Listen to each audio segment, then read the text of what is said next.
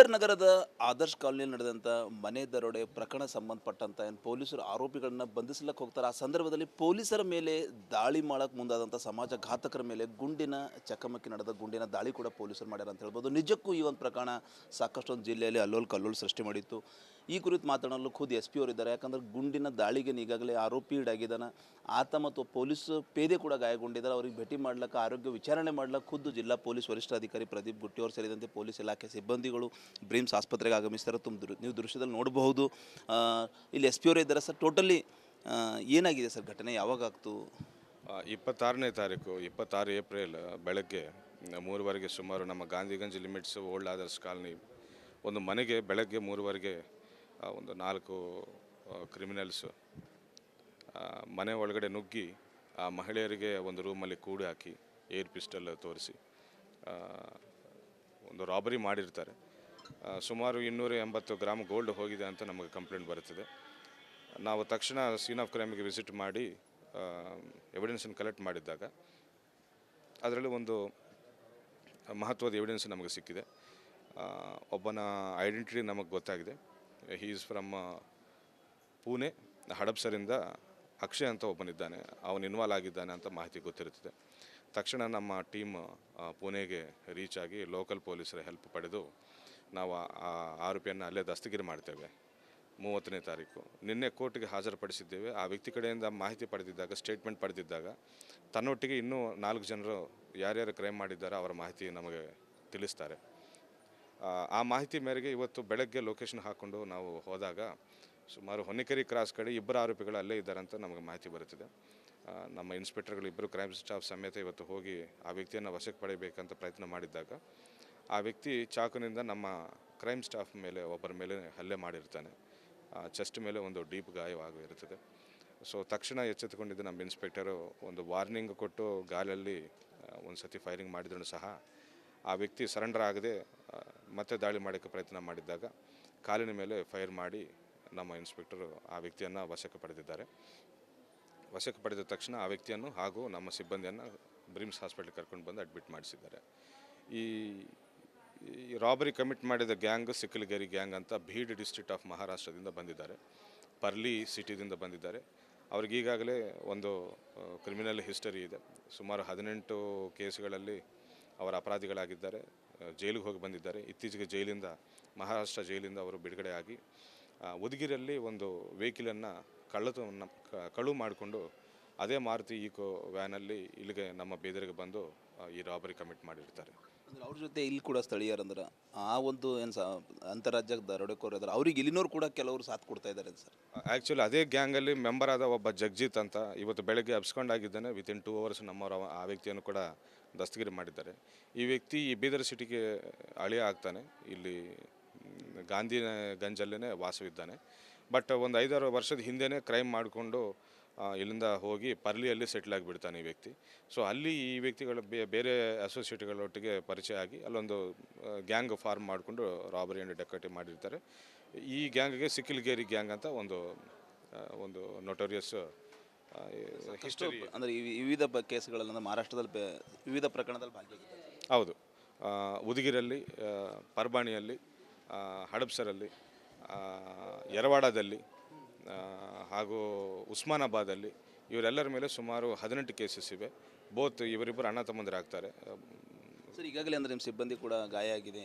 ಆ ಒಂದು ಘಟನೆಯಲ್ಲಿ ಆರೋಗ್ಯನ ವಿಚಾರಿಸ್ತಾರೆ ಸರ್. ಯಾವ ರೀತಿ ಇದೆ ಸರ್ ಅವರ ಆರೋಗ್ಯ, ಹೆಲ್ತ್ ಯಾವ ರೀತಿ ವಿಚಾರಿಸ್ತಾರೆ, ಏನಾಗಿದೆ ಅಂತ ಏನು ಹೇಳಿದ್ರು ಸರ್ ಸಿಬ್ಬಂದಿ? ನಮ್ಮ ಸಿಬ್ಬಂದಿ ಸ್ವಲ್ಪ ಹತ್ತಿರಗೆ ಹೋಗಿ ಹಿಡಿಬೇಕಂತ ಪ್ರಯತ್ನ ಮಾಡಿದ್ದಾಗ ಚಾಕುವಲ್ಲಿ ಹಲ್ಲೆ ಮಾಡಿರ್ತಾನೆ. ಇಂಜುರಿ ಡೀಪ್ ಇದೆ, but he is out of danger ಅಂತ ಡಾಕ್ಟರ್ಸ್ ಹೇಳಿದ್ದಾರೆ. ಅವ್ರಿಗೆ ಟ್ರೀಟ್ಮೆಂಟ್ ನಡೀತಾ ಇದೆ. ನಮ್ಮ ಪೊಲೀಸರು ಅವ್ರನ್ನ ಹತ್ತಿರದಿಂದ ನೋಡ್ಕೊಳ್ತಾ ಇದ್ದಾರೆ. ಈಗಾಗಲೇ ಘಟನೆ ಆಗಿದೆ ಸರ್, ಆರೋಪಿಗಳನ್ನ ಪೊಲೀಸರು ಬಂಧಿಸ್ತಾರೆ. ನಿಮ್ಮ ಸಿಬ್ಬಂದಿಗೆ ಯಾರಿಗೆ ಧೈರ್ಯ ತುಂಬ್ತೀರಿ? ಅಂತ ಸಮಾಜಘಾತಕರಿಗೆ, ಅಂತಾರಾಜ್ಯ ಏನು ಕಳ್ಳರಿದ್ದಾರೆ, ದರೋಡೆಕೋರದವರು ಏನೊಂದು ಎಚ್ಚರಿಕೆ ಕೊಡ್ತೀರಿ ಸರ್? ನಮ್ಮ ಬೀದರ್ ಗಡಿ ಭಾಗದಲ್ಲಿದೆ. ಅಕ್ಕಪಕ್ಕ ನಮಗೆ ಮಹಾರಾಷ್ಟ್ರ ಬಾರ್ಡರ್ ಬರುತ್ತಿದೆ ಹಾಗೂ ತೆಲಂಗಾಣ ಬಾರ್ಡರ್ ಬರುತ್ತಿದೆ. ಅನ್ಫಾರ್ಚುನೇಟ್ಲಿ ಲಾಸ್ಟ್ ಟೈಮ್ ಒಂದು ಜಡ್ಜ್ ಮನೆಯಲ್ಲಿ ಕಳುವಾದಾಗ ಕೂಡ ಆರೋಪಿಗಳು ಔರಂಗಾಬಾದ್ಗೆ ಸೇರಿದ್ದವರಂತ ಗೊತ್ತಾಗಿದೆ. ಅವರನ್ನು ದಸ್ತಗಿರಿ ಮಾಡಿದ್ದೇವೆ 8 ದಿನಗಳಲ್ಲಿ. ಅದೇ ರೀತಿ ಇವತ್ತು ಮನೆ ರಾಬರಿ ಕೂಡ ಆಗಿದೆ. ಇವರು ಕೂಡ ಬೇರೆ ರಾಜ್ಯದಿಂದ ಬಂದವರಾಗಿದ್ದಾರೆ. ನಾವು ಜನರಿಗೆ ಒಂದೇ ವಿಷಯವನ್ನು ತಿಳಿಸ್ತಾ ಇದ್ದೇವೆ, ಒಂದು ವಿಷಯವನ್ನು ಹಂಚ್ಕೋಬೇಕಂತಿದ್ದೇವೆ. ಎಂಥ ಅಪರಾಧ ಆಗಲಿ ನಾವು ಜನರೊಟ್ಟಿಗೆ ಇದ್ದೇವೆ ಅಂತ ಆಶ್ವಾಸನೆ ನೀಡೋಕ್ಕೆ ನಾನು ಇಷ್ಟಪಡ್ತಾ ಇದ್ದೇನೆ. ಅಪರಾಧಗಳು ಆಗದಂಗೆ 100% ನಾವು ಪ್ರಯತ್ನ ಮಾಡ್ತಾ ಇದ್ದೇವೆ ಕೂಡ. ಇಂಥದ್ದೇನೋ ಆದ್ರೂ ಕೂಡ ಗಾಬರಿ ಆಗದೆ ಧೈರ್ಯವಾಗಿರಿ ಅಂತ ನಾನು ಜನರಿಗೆ ಹೇಳೋಕ್ಕೆ ಇಷ್ಟಪಡ್ತಾ ಇದ್ದೇನೆ. ಅದೇ ರೀತಿ ನಮ್ಮ ಸಿಬ್ಬಂದಿಗಳು ಕೂಡ ಘಟನೆ ಬೆಳಗ್ಗೆ 3:15 ಆಗಿದೆ. 6 ಗಂಟೆಗೆ ನಮ್ಮವರು ಲಾತೂರು ಡಿಸ್ಟ್ರಿಕ್ಟಲ್ಲಿ ಆಲ್ರೆಡಿ ಇವರ ಬಗ್ಗೆ ಬೆನ್ನತ್ತಿ ಆಲ್ಮೋಸ್ಟ್ ಅಲ್ಲಿ ಚೇಸಿಂಗ್ ಥರ ಮಾಡಿ ಬೈ 2-3 ಅವರ್ಸ್ ಲಾತೂರು ಡಿಸ್ಟ್ರಿಕ್ಟ್ಗೆ ಹೋಗಿದ್ದಾರೆ. ಸೊ ನಮ್ಮ ಸಿಬ್ಬಂದಿಗಳಿಗೆ ಕೂಡ ನಾನು ಪ್ರಶಂಸೆ ನೀಡ್ತಾ ಇದ್ದೇನೆ. Thank you. ಸೊ ಇದು ಜಿಲ್ಲಾ ಪೊಲೀಸ್ ವರಿಷ್ಠಾಧಿಕಾರಿ ಪ್ರದೀಪ್ ಅವರ ಮಾತಂತ ಹೇಳ್ಬೋದು. ಟೋಟಲಿ ಬೀದರ್ ಜಿಲ್ಲಾ ಪೊಲೀಸರು ಈ ಒಂದು ದರೋಡೆ ಪ್ರಕರಣದಲ್ಲಿ ಸಾಕಷ್ಟು ಒಂದು ಸಾಹಸ ಮಾಡಿ ಆರೋಪಿಗಳನ್ನ ಬಂಧಿಸಿದ್ದಾರೆ. ಆದರೆ ಸಮಾಜಘಾತಕರು ಆರೋಪಿಗಳು ಖಾಕಿಗಳ ಮೇಲೆ ಎಲ್ಲೋ ಒಂದು ಕಡೆ ಕೈ ಮಾಡ್ಲಿಕ್ಕೆ ಮುಂದಾಗ್ಯಾರ. ಇದು ಎಲ್ಲೋ ಒಂದು ಕಡೆ ನೋವಿನ ಸಂಗತಿ ಇದೆ. ಏನು ಈ ಪ್ರಕರಣದಲ್ಲಿ ಆರೋಪಿಗಳಿದ್ದಾರೆ, ಅವರು ಅಂತಾರಾಜ್ಯ ಕಳ್ಳರಾಗಿದ್ದಾರೆ. ಮಹಾರಾಷ್ಟ್ರದಲ್ಲಿ ಸುಮಾರು 1 ಇಲ್ಲ 2 ಇಲ್ಲ 18ಕ್ಕೂ ಅಧಿಕ ಪ್ರಕರಣಗಳಲ್ಲಿ ವಿವಿಧ ದರೋಡೆ ಇರ್ಬೋದು, ಕಳವು ಇರ್ಬೋದು, ವಿವಿಧ ಪ್ರಕರಣಗಳಲ್ಲಿ ಭಾಗಿಯಾದಂಥ ಈ ಅಂತಾರಾಜ್ಯ ದರೋಡೆಕೋರರ ಮಟ್ಟ ಹಾಕ್ಲಿಕ್ಕೆ ನಾವು ಮುಂದಾಗಿದ್ದೀವಿ. ಈಗಾಗಲೇ ಗಾಯಗೊಂಡವರು ನಾ ಭೇಟಿ ಮಾಡಿದ್ದೀನಿ. ಪೊಲೀಸರು ಕೂಡ ಒಳ್ಳೆ ಕೆಲಸ ಮಾಡಿದ್ದಾರೆ ಅಂತೇಳಿ ಎಸ್ ಪಿ ಅವರು ಹೇಳ್ತಾ ಇದ್ದಾರೆ ಅಂತ ಹೇಳ್ಬೋದು. ಕ್ಯಾಮ್ರಾ ಪರ್ಸನ್ ಭಾರತ್ ಜೊತೆ ನಾನು ಮಲ್ಲಿಕಾರ್ಜುನ್ ಮರ್ಕಲ, ರಿಪಬ್ಲಿಕ್ ಕನ್ನಡ, ಬೀದರ್. ಬೀದರ್ ನಗರದ ಆದರ್ಶ್ ಕಾಲೋನಿಯಲ್ಲಿ ನಡೆದಂಥ ಮನೆ ದರೋಡೆ ಪ್ರಕರಣ ಸಂಬಂಧಪಟ್ಟಂತ ಏನು ಪೊಲೀಸರು ಆರೋಪಿಗಳನ್ನ ಬಂಧಿಸ್ಲಿಕ್ಕೆ ಹೋಗ್ತಾರೆ, ಆ ಸಂದರ್ಭದಲ್ಲಿ ಪೊಲೀಸರ ಮೇಲೆ ದಾಳಿ ಮಾಡಕ್ಕೆ ಮುಂದಾದಂಥ ಸಮಾಜ ಘಾತಕರ ಮೇಲೆ ಗುಂಡಿನ ಚಕಮಕಿ ನಡೆದ ಗುಂಡಿನ ದಾಳಿ ಕೂಡ ಪೊಲೀಸರು ಮಾಡ್ಯಾರ ಅಂತ ಹೇಳ್ಬೋದು. ನಿಜಕ್ಕೂ ಈ ಒಂದು ಪ್ರಕರಣ ಸಾಕಷ್ಟು ಒಂದು ಜಿಲ್ಲೆಯಲ್ಲಿ ಅಲ್ಲೋಲ್ ಕಲ್ಲೋಲ್ ಸೃಷ್ಟಿ ಮಾಡಿತ್ತು. ಈ ಕುರಿತು ಮಾತನಾಡಲು ಖುದ್ದು ಎಸ್ ಪಿ ಅವರಿದ್ದಾರೆ. ಯಾಕಂದರೆ ಗುಂಡಿನ ದಾಳಿಗೆ ಈಗಾಗಲೇ ಆರೋಪಿ ಈಡಾಗಿದ್ದಾನೆ. ಆತ ಮತ್ತು ಪೊಲೀಸ್ ಪೇದೆ ಕೂಡ ಗಾಯಗೊಂಡಿದ್ದಾರೆ. ಅವ್ರಿಗೆ ಭೇಟಿ ಮಾಡ್ಲಿಕ್ಕೆ, ಆರೋಗ್ಯ ವಿಚಾರಣೆ ಮಾಡ್ಲಿಕ್ಕೆ ಖುದ್ದು ಜಿಲ್ಲಾ ಪೊಲೀಸ್ ವರಿಷ್ಠಾಧಿಕಾರಿ ಪ್ರದೀಪ್ ಗುಟ್ಟಿ ಅವರು ಸೇರಿದಂತೆ ಪೊಲೀಸ್ ಇಲಾಖೆ ಸಿಬ್ಬಂದಿಗಳು ಬ್ರಿಮ್ಸ್ ಆಸ್ಪತ್ರೆಗೆ ಆಗಮಿಸ್ತಾರೆ. ನೀವು ದೃಶ್ಯದಲ್ಲಿ ನೋಡಬಹುದು. ಇಲ್ಲಿ ಎಸ್ ಪಿ ಅವರು ಇದ್ದಾರೆ. ಸರ್, ಟೋಟಲಿ ಏನಾಗಿದೆ ಸರ್ ಘಟನೆ, ಯಾವಾಗ ಆಗ್ತು? 26ನೇ ತಾರೀಕು 26 ಏಪ್ರಿಲ್ ಬೆಳಗ್ಗೆ 3:15 ಸುಮಾರು ನಮ್ಮ Gandhiganj limits old others colony ಒಂದು ಮನೆಗೆ ಬೆಳಗ್ಗೆ 3:15 ಒಂದು 4 ಕ್ರಿಮಿನಲ್ಸ್ ಮನೆ ಒಳಗಡೆ ನುಗ್ಗಿ ಆ ಮಹಿಳೆಯರಿಗೆ ಒಂದು ರೂಮಲ್ಲಿ ಕೂಡಿ ಹಾಕಿ ಏರ್ ಪಿಸ್ಟಲ್ ತೋರಿಸಿ ಒಂದು ರಾಬರಿ ಮಾಡಿರ್ತಾರೆ. ಸುಮಾರು 280 ಗ್ರಾಮ್ ಗೋಲ್ಡ್ ಹೋಗಿದೆ ಅಂತ ನಮಗೆ ಕಂಪ್ಲೇಂಟ್ ಬರುತ್ತದೆ.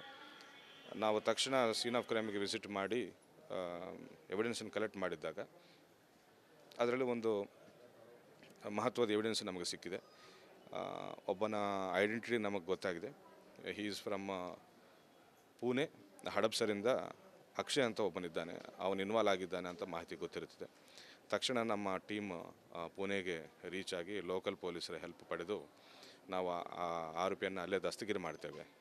30ನೇ ತಾರೀಕು ನಿನ್ನೆ ಕೋರ್ಟ್ಗೆ ಹಾಜರುಪಡಿಸಿದ್ದೇವೆ. ಆ ವ್ಯಕ್ತಿ ಕಡೆಯಿಂದ ಮಾಹಿತಿ ಪಡೆದಿದ್ದಾಗ, ಸ್ಟೇಟ್ಮೆಂಟ್ ಪಡೆದಿದ್ದಾಗ ತನ್ನೊಟ್ಟಿಗೆ ಇನ್ನೂ 4 ಜನರು ಯಾರ್ಯಾರು ಕ್ರೈಮ್ ಮಾಡಿದ್ದಾರೋ ಅವರ ಮಾಹಿತಿ ನಮಗೆ ತಿಳಿಸ್ತಾರೆ.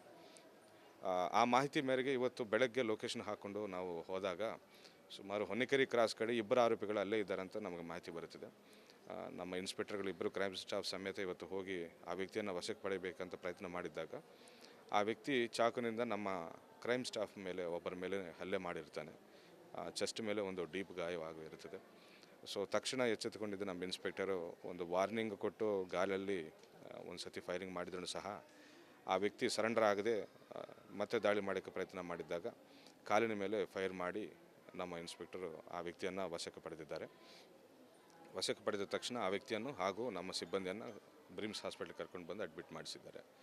ಈ ರಾಬರಿ ಕಮಿಟ್ ಮಾಡಿದ ಗ್ಯಾಂಗ್ ಸಿಕ್ಕಲಗೆರೆ ಗ್ಯಾಂಗ್ ಅಂತ ಬೀಡ್ ಡಿಸ್ಟ್ರಿಕ್ಟ್ ಆಫ್ ಮಹಾರಾಷ್ಟ್ರದಿಂದ ಬಂದಿದ್ದಾರೆ. ಪರ್ಲಿ ಸಿಟಿದಿಂದ ಬಂದಿದ್ದಾರೆ. ಅವ್ರಿಗೆ ಈಗಾಗಲೇ ಒಂದು ಕ್ರಿಮಿನಲ್ ಹಿಸ್ಟರಿ ಇದೆ. ಸುಮಾರು 18 ಕೇಸ್ಗಳಲ್ಲಿ ಅವರ ಅಪರಾಧಿಗಳಾಗಿದ್ದಾರೆ.